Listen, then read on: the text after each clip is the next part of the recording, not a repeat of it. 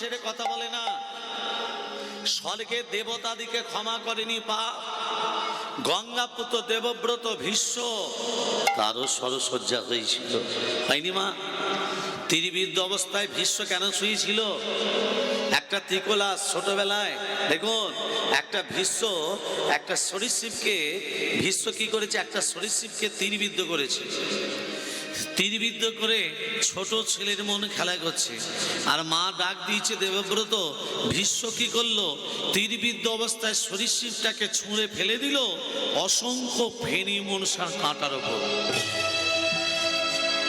যখনই ফেনী মনসার কাঁটার ওপর শুয়ে দিয়েছে, সেই সরীসৃপ চিৎকার করে বলছে, দেবব্রত তুমি আমাকে তীরবিদ্ধ করো, তোমার মনের আশা মিলল না, আমি তোমাকে অভিশাপ দিলাম, আমি তোমাকে অভিশাপ দিলাম যে অসংখ্য ফেনী মনসার কাঁটার ওপর তুমি শয়ন করিয়ে দিয়ে গেলে, এই রকম কাঁটার বিছানা তোমার সাজানো হবে। এই সরীসৃপের অভিশাপে দেবব্রতর সরসজ্জা হলো। তাহলে পাপ কোনোদিন বাপকে ছাড়ে না, আর সেই পাপকে খণ্ডন করতে গেলে কি করতে হবে? আচ্ছা কথার একটা বলুন, আমাদের চাবিকাঠি কোথায় আছে? ঘরের চাবিকাঠি কার কাছে আছে? ঘর বুঝতে পারছো না? আরে মরে গেলে তো সেখানে তো যেতে হবে, হ্যাঁ? তার চাবিকাঠিটা কোথায় আছে? ওপরে আছে। তার ওপরে চাবিকাঠিটা নিতে গেলে তো সেই রকম কর্ম করতে হবে, নাহলে চাবিকাঠি তুমি পাবে? ওই নরকে যেতে হবে, নরকে চাবিকাঠি পেয়ে যাবে। তাহলে ভগবানের চাবিকাঠি পেতে গেলে, তার কাছে যেতে গেলে হরি নামকে তাহলে একটা কথা বলি, একটা কথা মনে পড়ে গেল, খুব ভালো কথা মনে পড়ে গেছে। তিন বন্ধু তা মনে মনে ভাবছে, দেখ আমরা সংসার ধর্ম গ্রহণ করেছি বটে, মায়েরা মন দিয়ে শোনো, সংসার ধর্ম গ্রহণ করেছি বটে, কিন্তু সংসারে আমাদের শান্তি নেই। সবার সংসারে শান্তি থাকে? কেউ না কেউ মাইনাস পয়েন্টে ঘুরে বেড়াচ্ছে। কেউ ছেলের জ্বালাতে হোক, কেউ মেয়ের জ্বালাতে হোক, কেউ স্বামীর জ্বালাতে হোক, কেউ টাকা পয়সার জ্বালাতে হোক, কেউ সোনা দানার জন্য হোক, মানে কেউ না কেউ একটা ভুগছে যে কোনো জ্বালাতে। সুখ কারুর নেই, কেন নেই তার তত্ত্বটা দেখুন। তার তিন বন্ধু মনে মনে ভাবছে, দেখ আমার বইয়ের কাছে অনেক সোনা আছে। এক বন্ধু বলছে আমার বইয়ের কাছে অনেক সোনা আছে, তা সেগুলোকে নিয়ে আমরা তিন বন্ধু বেরিয়ে যাব। আরেক বন্ধু বলছে তোর বইয়ের সোনা আছে আর আমার কাছে অনেক টাকা আছে, তাহলে তোর টাকা নেই আমার সোনা নেই। এ বন্ধু বলছে আমার সোনা দানা টাকা পয়সা যা আছে সব নিয়ে পালিয়েছ, এ সংসার আমরা থাকবো না। তার সংসার থেকে বেরিয়ে পড়েছে। তার সংসার থেকে বেরিয়ে পড়ে কি করবি না, ভালো মন্দ খাবো, হ্যাঁ, সবার উঁচু বাড়িতে থাকবো, আর এইটা খাবো। এইটা মানে বুঝতে পেরেছো তো? সুধা মানে মদ খাবো, ভালো মন্দ খাবো, হ্যাঁ, ওই কি বলে না, কি নামগুলো বলে রে, ভালো খাবারগুলো কি বলে, ওই সেন্সারে, হ্যাঁ, বিরিয়ানি খাবো, এগ রোল খাবো, আর ওই ভালো মন্দ খাবো, মদ খাবো, আর সবার উপরেতে শুয়ে থাকবো। মানে বেঁচে বেঁচে কলকাতাতে চলে এসেছে তিন বন্ধু। ততটা ভালো করে বন্ধু শোনো, তা কলকাতায় এসে সব থেকে 30 তলা ফ্ল্যাট, মানে 30 তলাতে আমরা সবার উপরে শুয়ে থাকবো। ভালো মন্দ খেয়ে এসে মদ খেয়ে একবারে নিশ্চিন্ত মনে ঘুমবো, কেউ চালাবে না, বউ কোনোদিন ঝাঁটা নিয়ে মারবো এইসব বলতে পারবে না, হ্যাঁ। এই মনে করে তিন বন্ধু কি করেছে মা, সব নিয়ে 30 তলার উপরে ওঠার আগে বলছে এই আগে তো খেয়ে আসি চ, তারপর তো 30 তলায় বুক করেছে। তা মা কি করেছে, এই বিরিয়ানি না কি টিরিয়ানি এগরোল এইসব খেয়ে, হ্যাঁ, এবার মদও খেয়েছে। এবার তিন বন্ধু টলতে টলতে আসে, খুব আনন্দ। ঘরে আমাকে বউ ঝাঁটা মারবো বলবে না। এবার 30 তলায় উঠতে গেলে কি করে উঠবে মা, সিঁড়ি দিয়ে না লিফটে? এই তিন বন্ধু খেয়েছে তো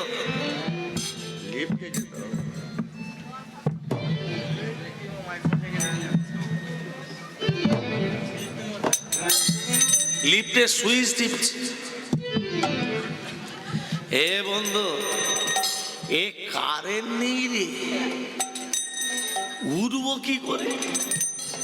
বলছে বন্ধু রে, 30 তলায় উঠতে গেলে বন্ধু আমি যে মরে যাব।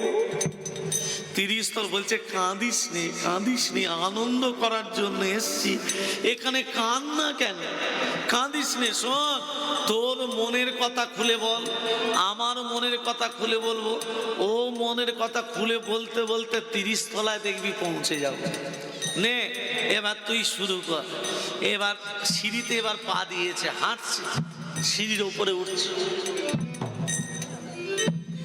এক বন্ধু শুরু করেছে, জানিস আমার বইয়ের নাম হলো সুশীলা, আমার বইয়ের নাম সুশীলা, দুজনে প্রেম করেছিলাম আম গাছের তলায়।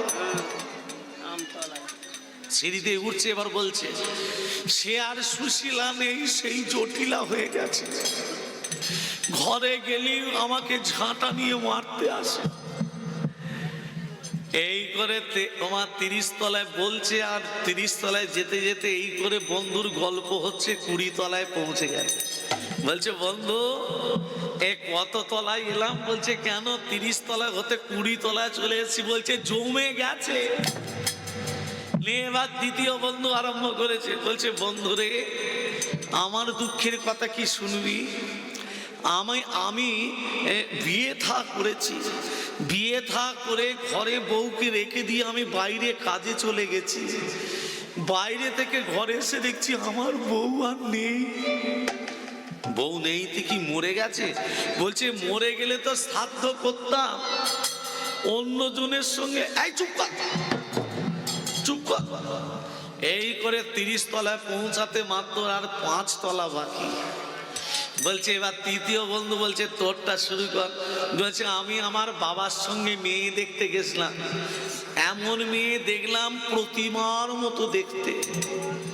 বাবা বলছে চ কালকে এসে ফাইনাল করে দেব।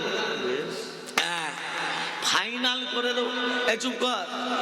হ্যাঁ এই বাদাম বাদাম করেই খেয়ে ফেলেছে। রাধে রাধে। এ কতদিন থাকবে? আর একজন বাদামওয়ালা উঠেছিল। মা এইসব কীর্তনে অনেক গান বাদ পড়ে যাচ্ছে। এ যারা যারা নতুন নতুন উঠছে 2 দিন 4 দিন তারপরেই ব্যাস। হ্যাঁ আবার একটা নতুন শিল্পী উঠেছিল, কি জানো না, তেরি মেরি। হ্যাঁ সেও ডুবে গেল। তাহলে আসল কি হরি নাম ছিল, আছে এবং থাকবে। সনাতন ধর্মের মানুষ গীতায় বলে গেছেন স্বধর্মে নিধনং শ্রেয় পর ধর্ম ভয়াবহ। মানে কি?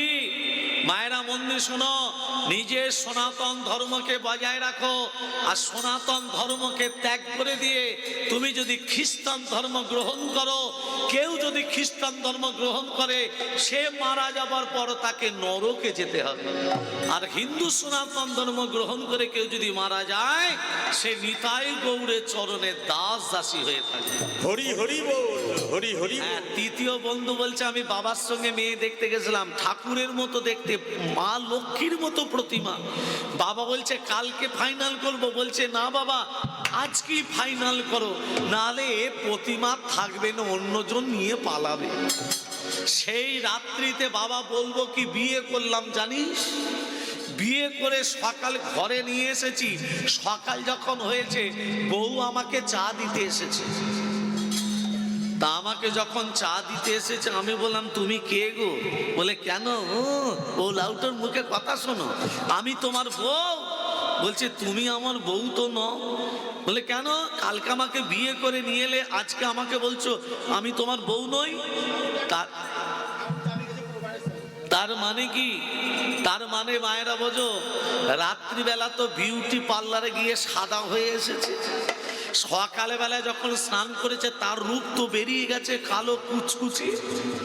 সে তো আর চিনতে পারেনি। এই করে মা 30 তলায় পৌঁছে গেছে। বলছে বন্ধু, এবার যে দুঃখের কথাটা বলবো তোরা এক্ষুনি এখানে হাত ফেল করে মরবি। বলে তার মানে আর কি তোর গল্প আছে? বলছে গল্প নয়, এটা সত্যি। না কি সত্যিটা কি? না 30 তলায় পৌঁছাতে তো আমরা পৌঁছে গেছি, আর কি দুঃখ? এবার চাবি নে, দরজা খোল। বলছে চাবি, ওই দরজার চাবি কাঠিটা আমি 1 তলায় ফেলে রেখে এসেছি। তাহলে দরজা চাবিকাঠি কোথায় আছে? 1 তলায়। তাহলে এতক্ষণ যে পরিশ্রম করে 30 তলায় উঠল, সেটা কোন পরিশ্রম মা? সেটা হচ্ছে সংসারের পরিশ্রম। এ বৃথাই পরিশ্রম। যা চিন্তা ভূমি পুত্র পৌত্র ব্যাপার সম্ভাষণে, যা চিন্তা ধন ধান সাধা লাভ যায়তে, সা চিন্তা যদি নন্দন নন্দন পদে দণ্ডারবিন্দে ঘনং, কা চিন্তা ভীম রাজ সদনে প্রয়াণে প্রভু। কীর্তন মানে তত্ত্ব, শুধু নৃত্য নয়, শুধু গান নয়, এ তত্ত্বগুলো বুঝতে হবে। যা চিন্তা ভূমি পুত্র পৌত্র ব্যাপার সম্ভাষণে, ছেলে মেয়ের জন্য চিন্তা করি, টাকা পয়সার জন্য চিন্তা করি, সা চিন্তা সেই রকম চিন্তা যদি নন্দন নন্দন পদে দণ্ডারবিন্দে ঘনং, নন্দের নন্দন শ্রীকৃষ্ণের পদ চিন্তা করতাম, কা চিন্তা কিসের চিন্তা? যমরাজ সদনে প্রয়াণে প্রভু। যমরাজ আমাদের নিয়ে যেতে পারবে না যদি বদনে কৃষ্ণ নাম উচ্চারিত হয়। প্রেম সে বলো।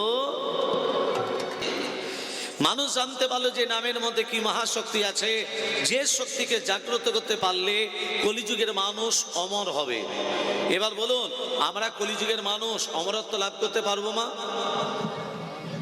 একটু ভেবে বলবেন, কলিযুগের মানুষ অমরত্ব লাভ করতে পারবে? কেন পারবে না?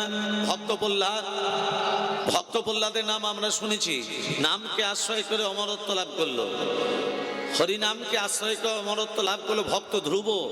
আজও আকাশে ধ্রুব তারা হয়ে জলজল করছে। হরিনামকে আশ্রয় করে অমরত্ব লাভ করেছিল ব্রাহ্মণের ছেলে 8 বৎসর কুশধ্বজ। তাহলে এগুলোকে করতে গেলে কি করতে হবে? নিজের শরীরটাকে মার্জন করতে হবে। চেত দর্পণ মার্জনা, চিত্তটাকে মার্জন করলে কি করতে হবে? না হরিনাম করতে হবে। হরিনাম করলে কি হয়? ভাবা মহাদাবাগ্নি, শরীরের রাগ কমে যাবে, ক্রোধ কমে যাবে হরিনাম করলে।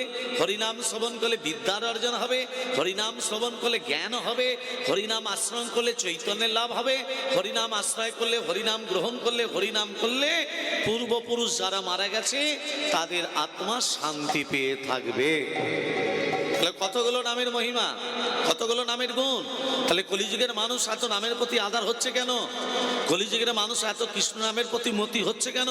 না হরিনাম ছাড়া কলিযুগের গতি নাই, এটা সকলেই জেনে গেছে। করোনার প্রাককালে, করোনা যখন আমাদের প্রাককালে, করোনার প্রাককালে মানুষ বুঝে নিয়েছে যে আমাদের ভগবান ছাড়া কোনো গতি নাই, কৃষ্ণ নাম ছাড়া গতি নাই। আর কৃষ্ণ নামকে আশ্রয় করতে গেলে, কৃষ্ণ নামকে বলতে গেলে কি করতে হবে? হরিনাম করতে হবে। আর হরিনামটা কখন করতে হবে? হরিনাম কখন করতে হবে? সব সময় হরিনাম করতে হবে, প্রেম দিয়ে হরিনাম করতে হবে। আবার বলো রাধে ফির সে বলো রাধে রাধে। হলো? তাহলে যেমন কর্ম তেমন ফল। এটা মানেন না? মানেন না? বাবারে কি বলেন? যেমন কর্ম তেমন ফল। আচ্ছা, কর্ম যেমন করবেন ফলটা এই জন্মে পাবেন না এর পরের জন্মে পাবো? এর পরের জন্মে, তাই তো? বেশ, এবার সেইটা নিয়ে একটা তত্ত্ব বলি, তারপর লীলার ভেতরে যাব। এক ব্রাহ্মণ কাশী ধাম থেকে, বাবা মা মন দিয়ে তত্ত্বটা শোনো, কাশী ধাম থেকে বিদ্যা অর্জন করে চতুর্বেদ ঋক সাম যজু অথর্ব, এই চতুর্বেদ নিয়ে ব্রাহ্মণ নিজের গ্রামে ফিরে এলো। গ্রামে রাজা ব্রাহ্মণকে বলল, ব্রাহ্মণ শোনো, তোমাকে আমি একটা মন্দির করে দিচ্ছি, সেই মন্দিরে তুমি রাধা মাধবকে বসাও। ব্রাহ্মণ বলছে, রাজামশাই আপনি মন্দির করে দিচ্ছেন বটে, এই মন্দিরে আপনার পয়সা নয়, আমি মাদুকরি করে যেটুকু পাবো। মাদুকরি মানে মা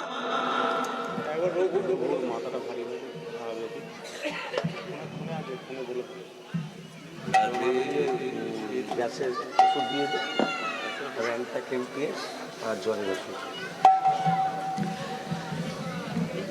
আপনার মন্দিরে আমি থাকবো বটে, তবে খালি হাতে নয়, আমি মাদুই করে যেটুকু পাবো, ভিক্ষা করে যা কিছু পাবো, রাধা মাধবের সেবা দেব।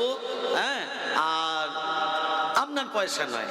এই করে রাজা কি করেছে, একটা মন্দিরই করে দিয়েছে, সেই মন্দিরে রাধা মাধবের সেবা দিচ্ছে। কেমন করে সেবা? ওং ধাই স্বাদ সৌবিত্র মন্ত্রবর্তে নারন সর্জি যাসন সন্নিবিষ্ট গরবান কনক কুণ্ডলবান প্রীতি হার হিরণময় বহুধীত সঞ্জ চক্র। ওং নমঃ নারায়ণায় নমঃ, নমো ভগবতে বাসুদেবায় নমঃ।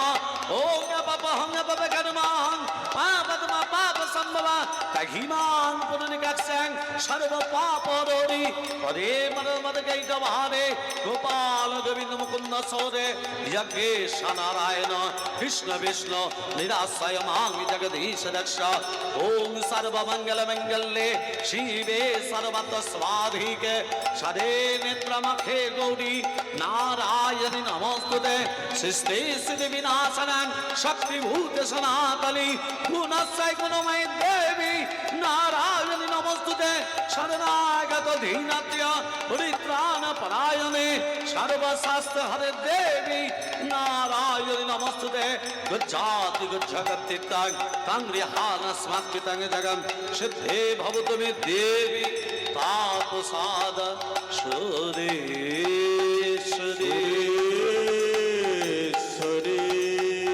अच्युतम केशवम विष्णु दामोदरम राम नारायणम जानकी वल्लभम। अच्युतम केशवम कृष्ण दामोदरम अच्युतम केशवम कृष्ण दामोदरम राम नारायणम जानकी वल्लभम राम नारायणम जानकी वल्लभम। अच्युतम केशवम कृष्ण दामोदरम अच्युतम केशवम कृष्ण दामोदरम राम नारायण जानकी वल्लभ राम नारायण जानकी वल्लभ। कहते ही भगवान आते नहीं, कौन कहते हैं भगवान आते नहीं, तुम कहते हैं भगवान आते नहीं, तुम मीरा के जैसे भुलाते नहीं, तुम मीरा के जैसे भुलाते नहीं। कौन कहते हैं भगवान आते नहीं, कौन कहते हैं भगवान आते नहीं, कौन कहते हैं भगवान आते नहीं, कौन कहते हैं भगवान आते नहीं। तुम सबरी के जैसे खिलाते नहीं, तुम सबरी के जैसे खिलाते नहीं। आज तम के शिवम कृष्ण दामोदरम आज तम के शिवम कृष्ण दामोदरम राम नारायणम जानकी वल्लभम राम नारायणम जानकी वल्लभम। রাধে হরে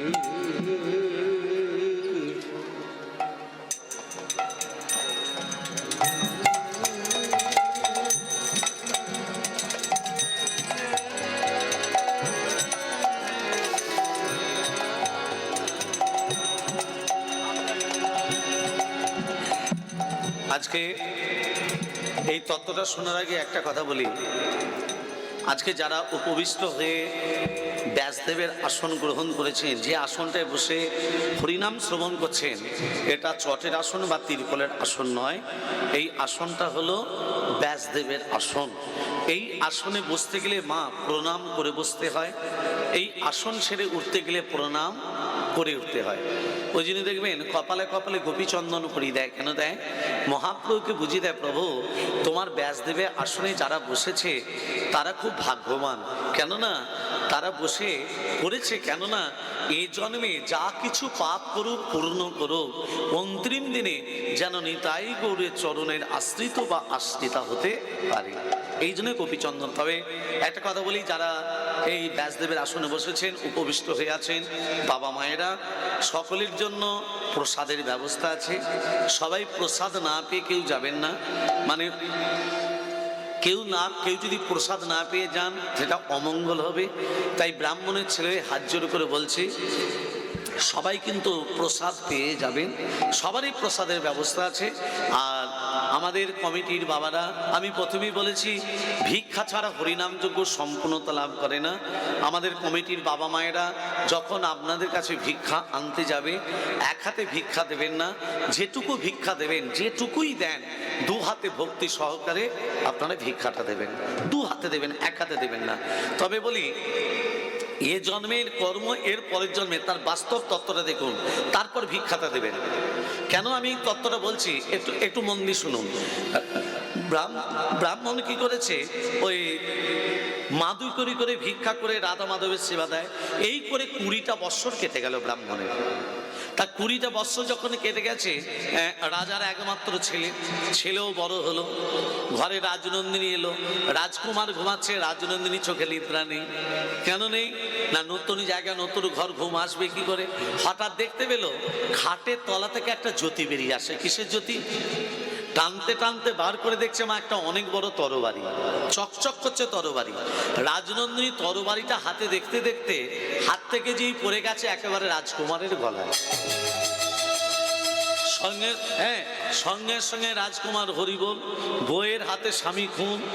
সকাল যখন হবে, রাজা যখন জানতে পারবে আমাকে আর বাঁচিয়ে রাখবে, ওমা ভোর হয়ে আসছে, সেই বৃদ্ধ ব্রাহ্মণ, ওমা অনুভব করুন, যাকে 20 বছর আগে মন্দির করে দিয়েছিল, সেই বৃদ্ধ ব্রাহ্মণ কুয়ো থেকে জল তুলে স্নান করছে।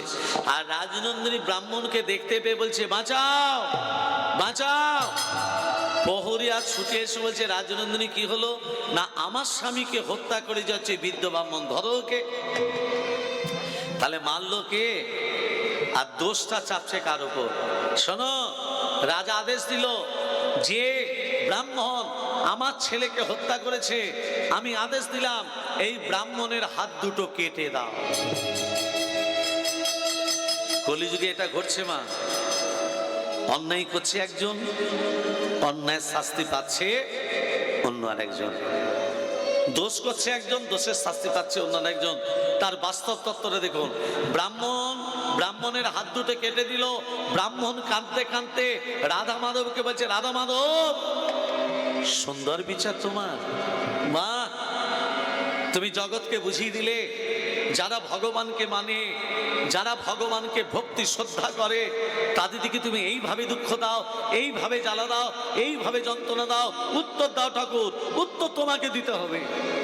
এই কি রে বিচার রে মন, এই কি রে বিচার রে মন, এই কি রে বিচার রে মন, এই কি রে বিচার রে তো এই কি রে বিচার, রে মন এই কি রে বিচার। আমি কোন দোষে দোষী রে, অকলে ভাসাইলি রে, এই কি রে বিচার রে মন, এই কি রে বিচার। রে মন এই কি রে বিচার, রে তো এই কি রে বিচার। আমি কটাই জীবন অন্ধকারে, আলোর দিশা নাই,